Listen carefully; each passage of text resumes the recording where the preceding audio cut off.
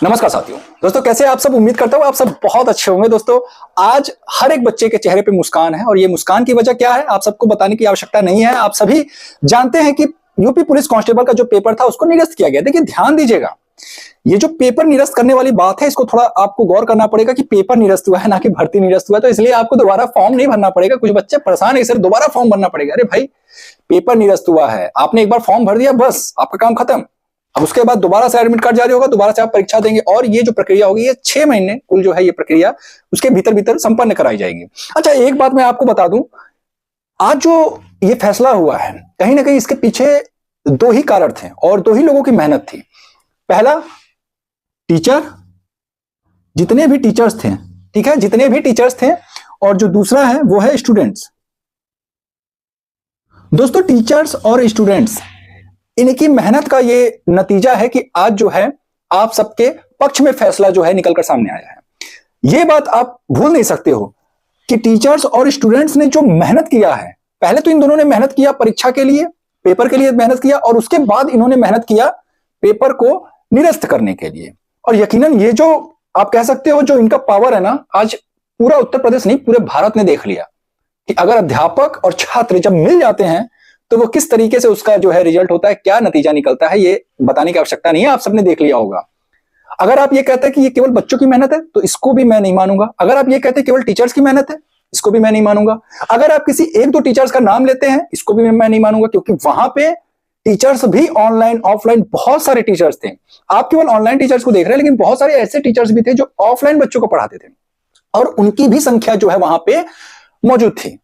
और दोस्तों एक चीज मैं बता दूं कि जितने भी टीचर्स थे उन्होंने निस्वार्थ भाव से वहां पे बच्चों के साथ जो है मेहनत किया। और दो तीन टीचर्स तो ऐसे हैं जिनकी वजह से आज जो है कि जो आपका जो सपना था वो पूरा हो सका, क्योंकि भर्ती निरस्त परीक्षा निरस्त हुआ है, कहीं ना कहीं इसके पीछे उनका ज्यादा योगदान था। हम ये कह सकते हैं किसी का ज्यादा किसी का कम, ये योगदान हम कह सकते हैं, लेकिन योगदान तो सभी का है। जैसे एग्जाम्पल के विवेक सर, उनका योगदान मुझे बताने की आवश्यकता नहीं, उनका तो तबियत भी खराब चल रहा है। इसके अलावा नवीन शर्मा सर, ठीक है, RWA के। इसके अलावा आप सुपर क्लाइमैक्स के जो मारूफ सर हैं उनको भी आप सभी ने देखा होगा। Ravi P Tiwari sir target with Alok वाले। और इसके अलावा एक जो टीचर्स हैं, मैं कहूंगा कि भले ही वो वहां पे आंदोलन में शामिल नहीं हुए लखनऊ के इको गार्डन में, लेकिन उनकी भूमिका बड़ा अहम रही। वो टीचर्स का मैं नाम लिख देना चाहूंगा, अरुण सर। अरुण सर जो है जो कि कैरियर विल पे पढ़ाते हैं और ये जो है रीजनिंग के टीचर हैं,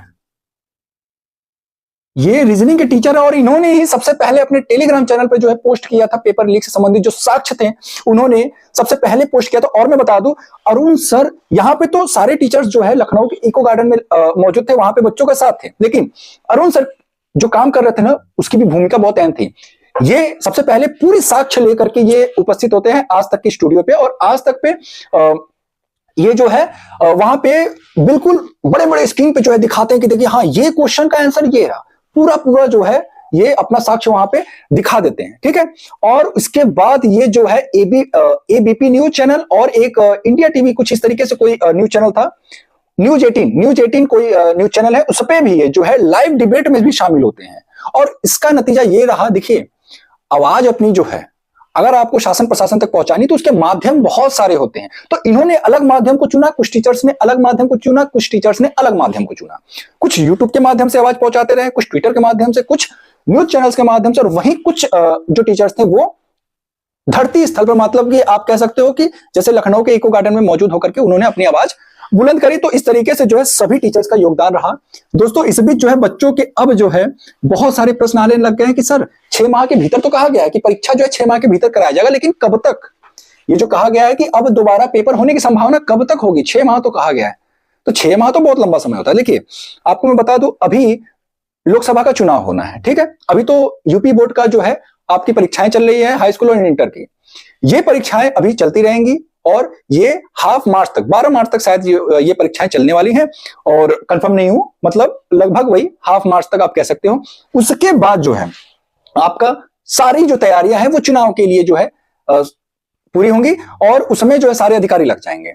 और मैं बता दूं इस बार आपका पेपर होगा ना बहुत अधिक तैयारी के साथ होगा। मतलब ये समझ लीजिए कि जिस तरीके से इस बार पेपर लीक हुआ इसके बाद भर्ती बोर्ड और भी कड़े कदम उठा सकता है। ठीक है, और देखना यह दिलचस्प होगा कि क्या टेंडर उसी कंपनी को दिया जाएगा जिस कंपनी ने ये पेपर संपन्न कराने के लिए टेंडर लिया था, या फिर इस बार किसी और कंपनी को जो है टेंडर दिया जाएगा। तो ये देखना दिलचस्प होगा। और साथ ही साथ अगर मैं परीक्षा की बात करूं तो दोस्तों, अब जो आपकी परीक्षा है वो मान के चलिए कि आपकी परीक्षा जून, ठीक है ना, जून से पहले अगर आप कहते तो मुझे विश्वास नहीं हो रहा, ना मैं इस पे जो है यकीन करूंगा। जून से पहले परीक्षा होना मतलब कि ये मुझे थोड़ा सा डाउटफुल लगता है। बहुत ज्यादा होगा तो मई में हो सकता है, अन्यथा आप अपनी परीक्षा अब ये मान के चलिए कि जून में ही आपकी परीक्षा होगी।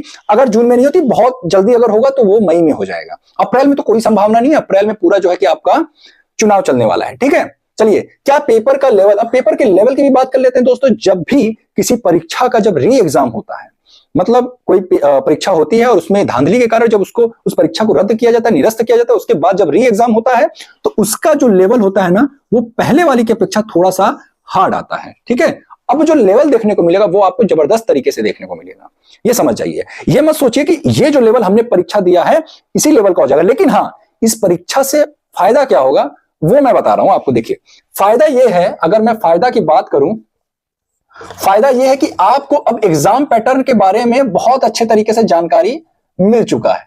अगर हम एग्जाम पैटर्न की बात करें दोस्तों, आप जानते हैं कि जो मानसिक अभिरुचि वाला हमारा टॉपिक था, मानसिक अभिरुचि, अब आपको ध्यान इस पे अधिक देना है। मानसिक अभिरुचि जो है, ये आपने देखा कि 10 से 12 क्वेश्चन इससे पूछे गए हैं, तो अब आपको ज्यादा फोकस इस पे रखना है, क्योंकि आप जानते हैं कि बाकी सब चीजें तो आप लगा ले जाओगे। ठीक है, अब थोड़ा सा ध्यान इस पे देना है। ठीक है, क्योंकि 10 से 12 क्वेश्चन इससे पूछे जा रहे हैं और ये बड़ा महत्वपूर्ण होते हैं। अगर इसमें से अगर आपके 7 से 8 प्रश्न भी सही हो गए तो मतलब ये समझ लीजिए बड़े अच्छे से स्कोर आपका हो जाएगा। और मैं एक चीज बहुत अच्छे से मैं आपको बता दूं कि ये जो समय आपको मिला है, ठीक है, अब ठीक है, 1-2 दिन पूरा जितना खुशी मनाना है मना लीजिए, जितना सेलिब्रेशन करना है कर लीजिए, लेकिन उसके बाद आप पढ़ाई में लग जाइए दोस्तों। मैं ऐसा इसलिए कह रहा हूं क्योंकि ये जो समय मिला है ना, ये समय कब समाप्त हो जाता है, कब बीत जाता है, पता नहीं चलता है। ठीक है, तो खासतौर से उन बच्चों के लिए जिनका तैयारी सही नहीं था, जो तैयारी नहीं कर पाए थे, जिनको समय कम मिला था, उनके लिए ये एक बहुत सुनहरा अवसर है, क्योंकि अब इतना समय है कि आप आसानी से अपने सिलेबस को कंप्लीट कर सकते हैं। आपके पास 4 से 5 महीने का समय बड़े आराम से है। 6 माह के भीतर कहा गया है। ठीक है, तो 6 माह का भीतर कहा गया, तो मैंने बताया ना कि जून से पहले पेपर नहीं होने वाला। सारे जो अधिकारी हैं वो अभी चुनाव में लगने वाले हैं। ठीक है, तो आपके पास बहुत अच्छा समय है, उसका सदुपयोग करें। समय है तो ये नहीं कि नहीं, हाँ यार पढ़ लेंगे कोई बात नहीं, ये आपको जो है एटीट्यूड नहीं बनाना है अपने अंदर। अपने अंदर वही चीज लाइए कि हाँ भाई कल पेपर है, इस तरीके से आपको तैयारी करना है और अच्छे से करिए। ऑफलाइन ऑनलाइन कहीं से भी आपको जो है कोर्स परचेज करना है। कोर्स क्या, जिन लोगों ने पहले कोर्स परचेज किया होगा तो अब उनको दोबारा परचेज करने की जरूरत नहीं होगी, मुझे लगता है जितने भी। और ये मेरा रिक्वेस्ट है उन सभी ऑनलाइन टीचर से कि भाई आपने जो कोर्स सेल किए थे, कृपया करके दोबारा जो है कि उन बच्चों को कोर्स जो है सेल न करना पड़े, आप उनके लिए जो है उसी पैसे में आप उनको पढ़ाएं। तो मुझे लगता है कि ये एक बड़ा ही सराहनीय कदम होगा और मुझे पूरा भरोसा है कि अगर ये मेरी आवाज उन टीचर्स तक पहुंचेगी तो वो जरूर ये काम करेंगे। और दोस्तों इसी के साथ जो है मैं आज का ये अपना वक्तव्य खत्म करता हूं और दोस्तों फिर मिलते हैं किसी अन्य वीडियो के साथ। तब तक के लिए जय हिंद, जय भारत।